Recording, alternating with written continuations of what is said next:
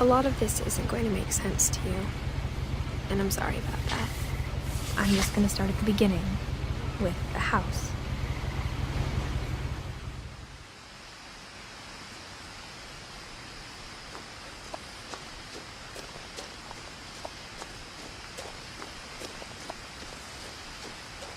I lived here until I was 11, but I wasn't allowed inside half the rooms.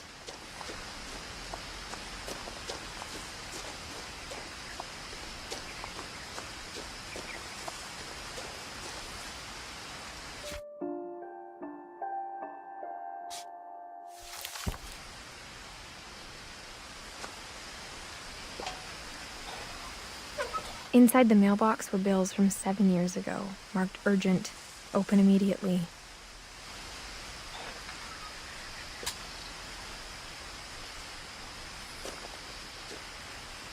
I hadn't been back since my brother Lewis's funeral.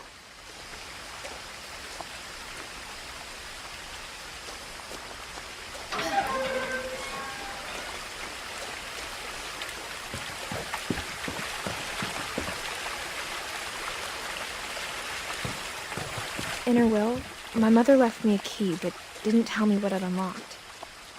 Maybe she thought I'd know, or she thought that the mystery would be enough to bring me back.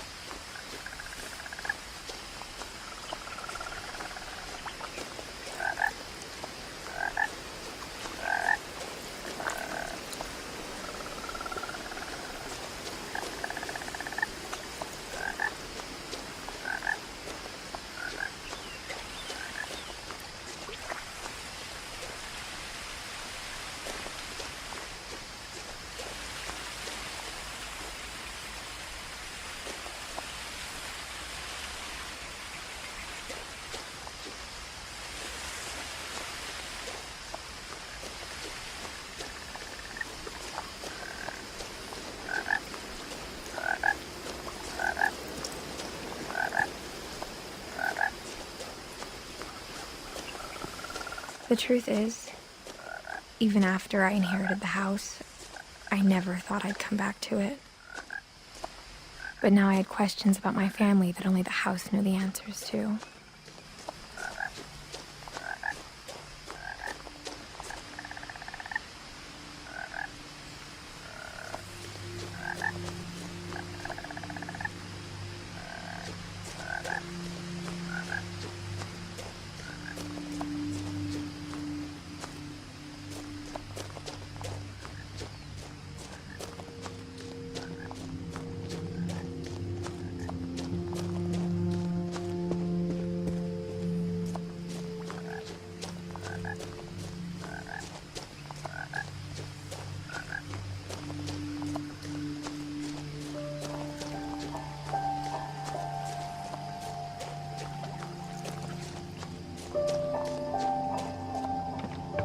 The woods around the house have always been uncomfortably silent, as if they're about to say something but never do.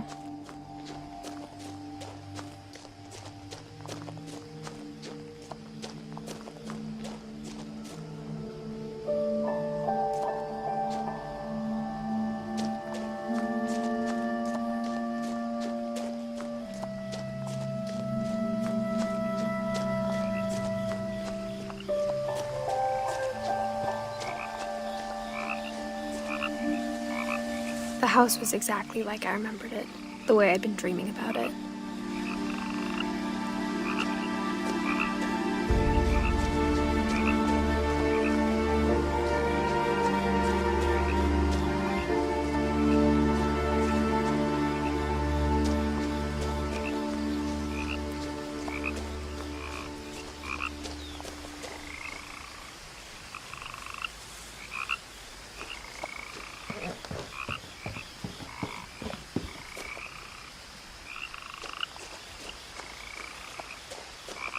As a child, the house made me uncomfortable in a way I couldn't put into words. Now, as a 17-year-old, I knew exactly what those words were. I was afraid of the house.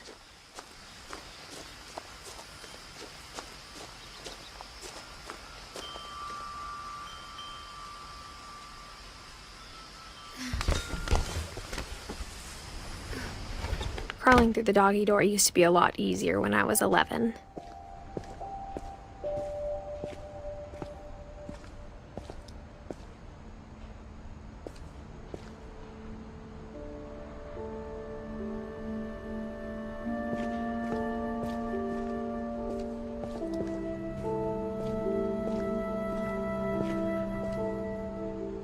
The power had been turned off the night we left. For the first time in years, I felt like I was home. But instead of a family, there were just memories of one.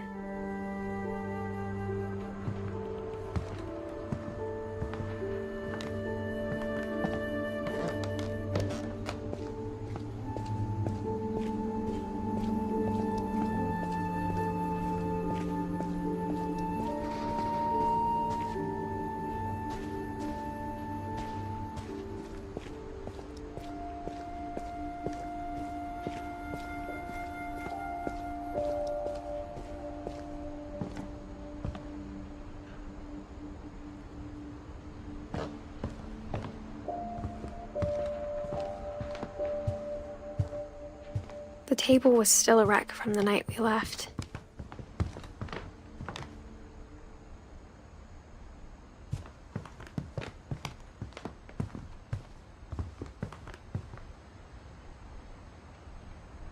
Nothing in the house looked abnormal. There was just too much of it, like a smile with too many teeth. Even the fireplace had a story. Edie told me the bricks came from the original house, after it sank.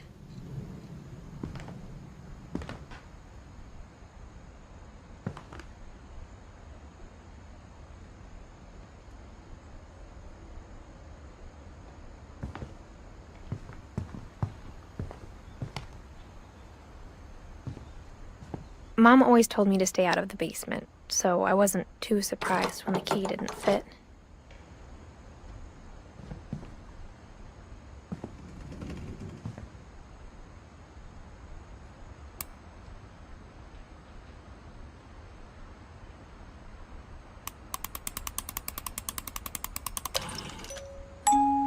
Great-Grandpa Sven built a music box for Barbara, along with the rest of the house.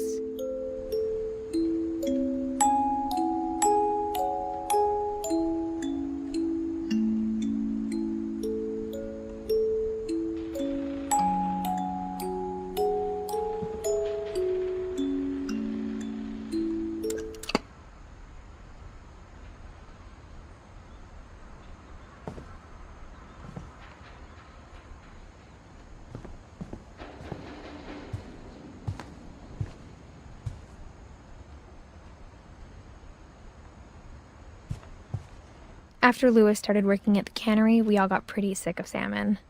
Except our cat, Molly.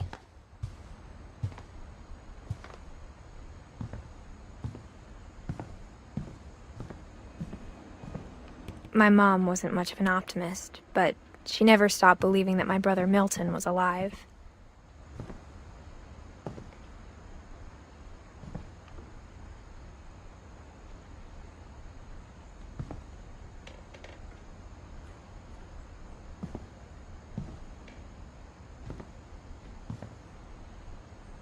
After Milton disappeared, Mom sealed up all the bedrooms.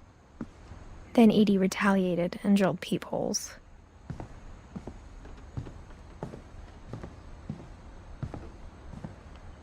Whenever people ask me about my family, the first thing they always want to know about is Barbara.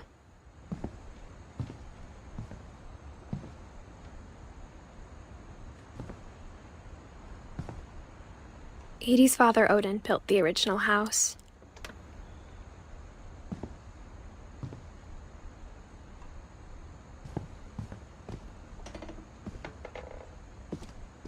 Mom must have locked the third-floor stairs on the night we left.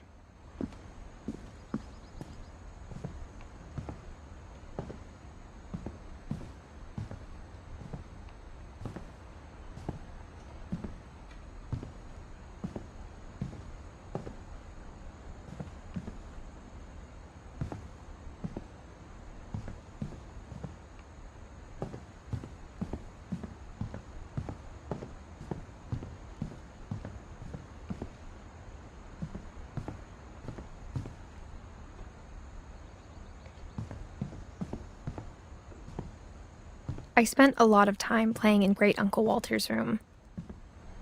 I think my mom sometimes regretted not sealing it up.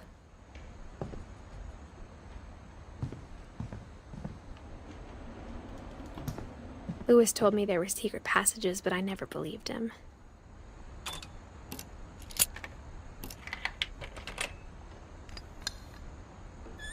Turns out, my mom was really good at keeping secrets.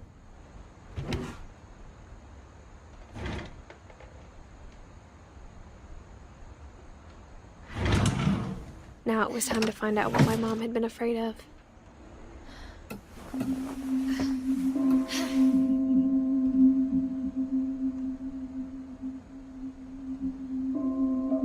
From the paintings on the wall, it was clear my brother Milton had been here before me. Reading this, maybe it sounds like I had a plan, but I had no idea what was behind that door.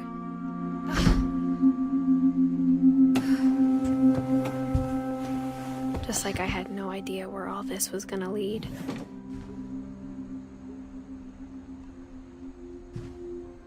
I grew up looking at Molly's room through the peephole. Molly's gerbil had a tiny bedroom with its own even tinier gerbil cage.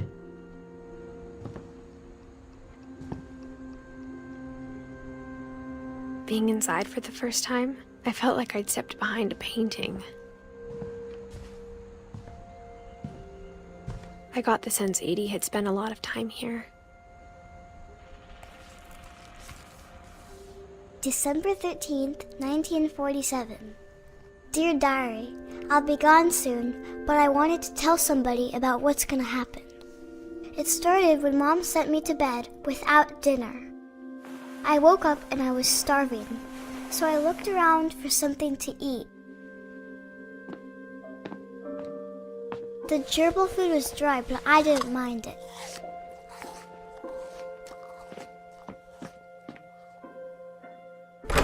Mom, can I come out now?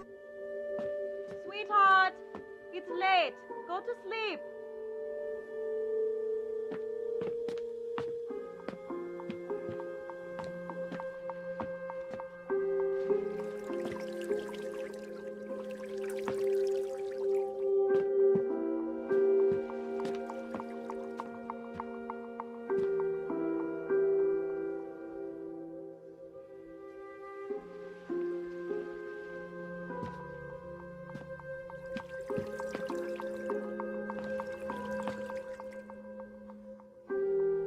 I thought about eating Christopher, but I held back.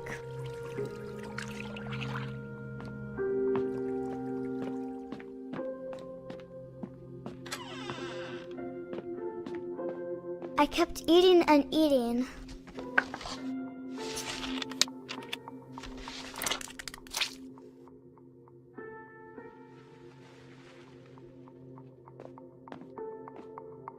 I ate a lot of things that night.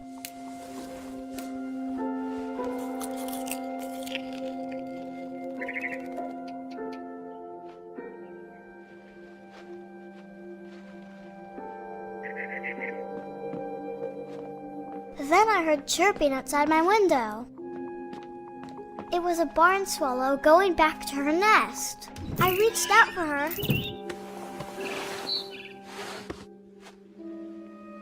And suddenly, I was a cat. I tried to be quiet, but the bird was really scared.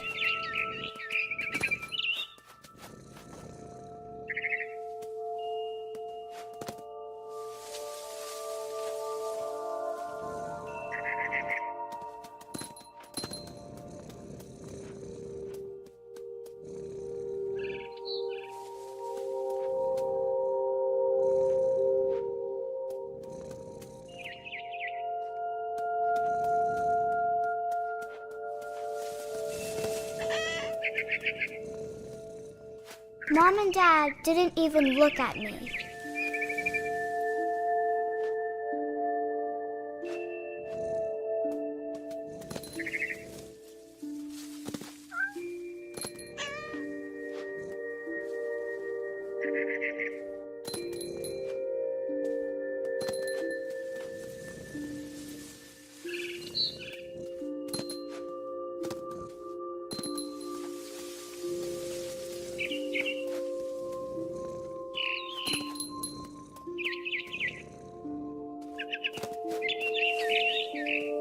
I jumped and I almost got her.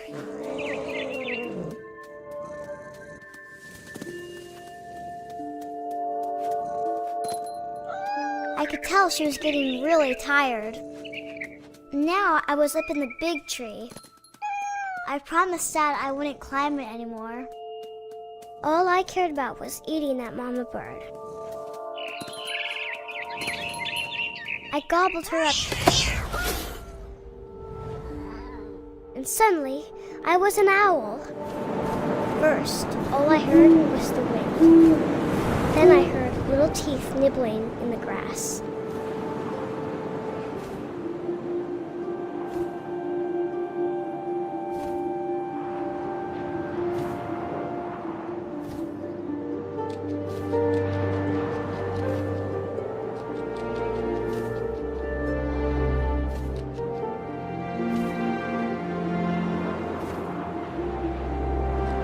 Rabbits.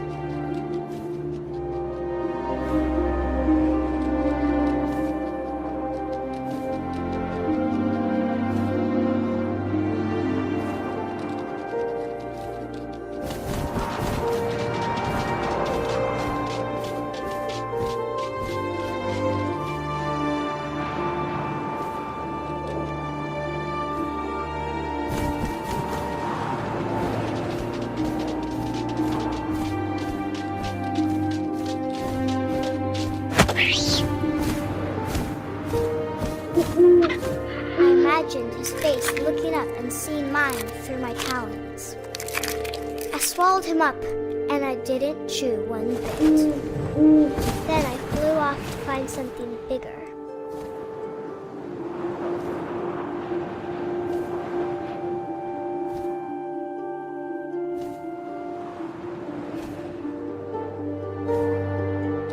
A mama rabbit.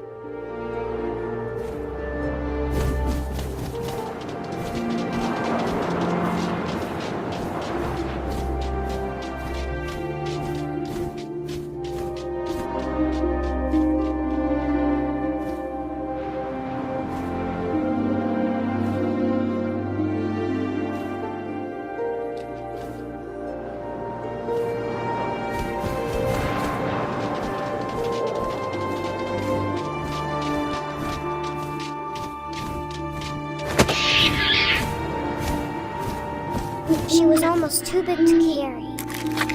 I started choking, but I couldn't stop eating. And suddenly, I was a shark.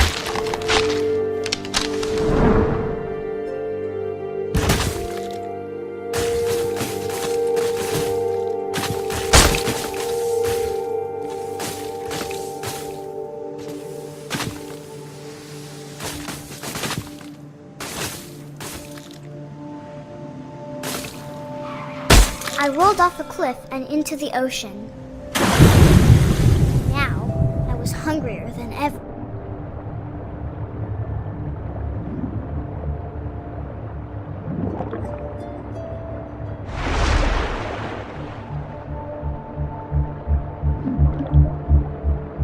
I wanted fat, juicy seals.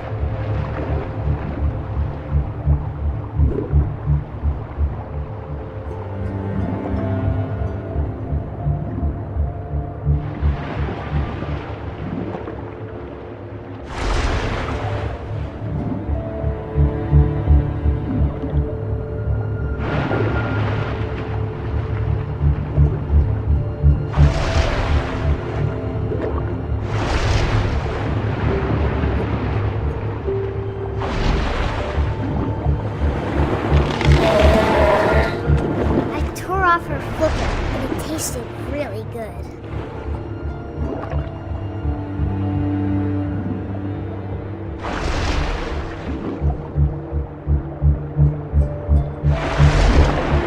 I grabbed on tight, but I was so hungry, I jumped out of the water. When I opened my eyes, everything had changed.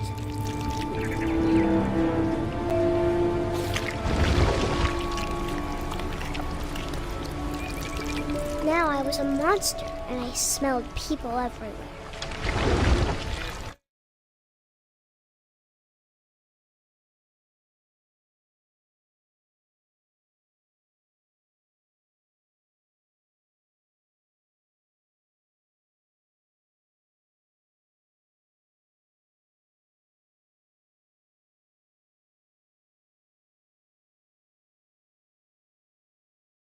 I was big, but I moved real quiet.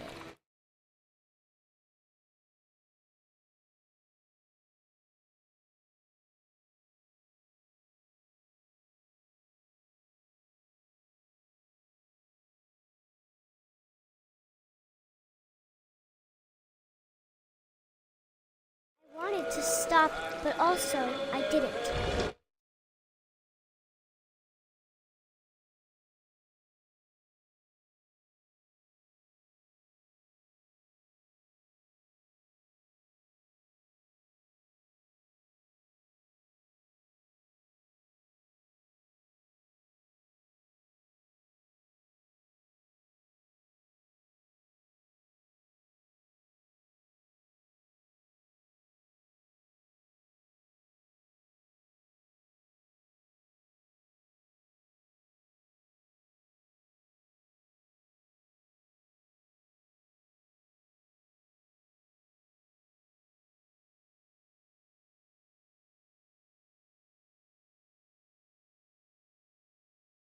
Last passenger, I was still hungry. And across the water, I smelled something new. Something I had to have, so I swam towards it.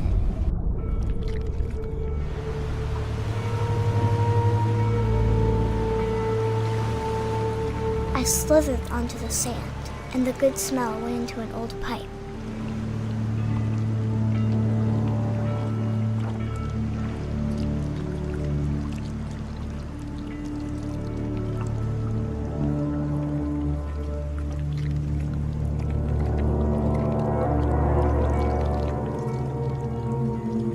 I got closer and closer.